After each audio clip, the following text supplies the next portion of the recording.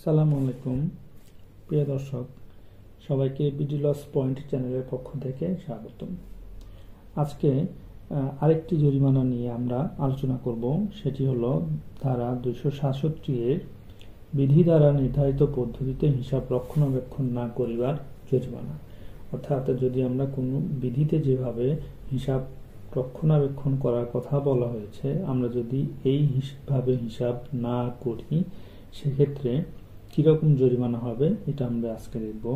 তো উপধারা একে বলা হয়েছে, যে ক্ষেত্রে স্পর্শযোগ্য অর্থাৎ ট্যানজিবল সম্পত্তি ভাড়া হইতে আয় নাই এইরূপ কোনো ব্যক্তি যুক্তিসঙ্গত কারণ ব্যতীত ধারা 72 উপধারা 3 অনুসারে বা উক্ত ধারার উদ্দেশ্যে প্রণীত কোনো আদেশ বা বিধিমালার বিধান পরিপালন ব্যর্থ হন, সেই ক্ষেত্রে উপকর কমিশনার তাহার উপর নিম্নবর্ণিত জরিমানা আরোপ করিতে পারিবেন। তার মানে আমরা এটুকুতে কি বুঝলাম, যে ধারা 72 উপধারা 3 অনুসারে বা উক্ত ধারার উদ্দেশ্য প্রণীত কোনো আদেশ বা বিধিমালার বিধান পরিপালনে ব্যর্থ হন, সেই ক্ষেত্রে কিরকম জরিমানা হবে।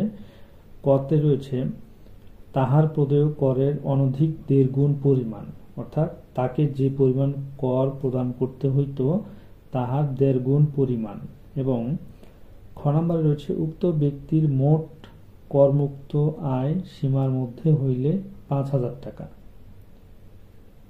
উপধারা 2 এ বলা হয়েছে, যেই ক্ষেত্রে স্পর্শযোগ্য সম্পত্তি ভাড়া হইতে আয় রহিয়াছে এইরূপ কোনো ব্যক্তি যুক্তিসঙ্গত কারণ ব্যতীত ধারা 72 উপধারা 3 অনুসারে বা উক্ত ধারার উদ্দেশ্য প্রণীত কোনো আদেশ বা বিধিমালার বিধান পরিপালনে ব্যর্থ হন, সেই ক্ষেত্রে উপকর কমিশনার তাহার উপর স্পর্শযোগ্য সম্পত্তি ভাড়া হইতে অর্জিত আয়ের জন্য প্রদেয় করের 50% বা 5,000 টাকা দুটির মধ্যে যাহা অধিক সেই পরিমাণ জরিমানা আরোপ করিতে পারিবেন।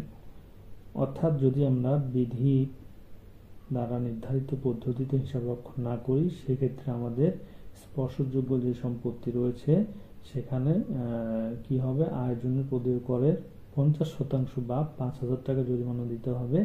এইটার মধ্যে যেটা অধিক সেটা জরিমানা আরোপ করিবেন উপকর কমিশনার। তো প্রিয় দর্শক, আমরা আজকে আয়কর আইন 2023 ধারা 267 আলোচনা করলাম। এভাবে পর্যায়ক্রমে আমরা বিভিন্ন ধারা আলোচনা করব, সেক্ষেত্রে পড়াশোনা করতে সুবিধা হবে এবং মনে রাখতেও সুবিধা হবে। তো আশা করি সবার আলোচনাগুলো ভালো লেগেছে। অবশ্যই চ্যানেলটিকে সাবস্ক্রাইব করবেন, লাইক দিবেন এবং কমেন্ট করবেন। সবাইকে ধন্যবাদ। আসসালামু আলাইকুম।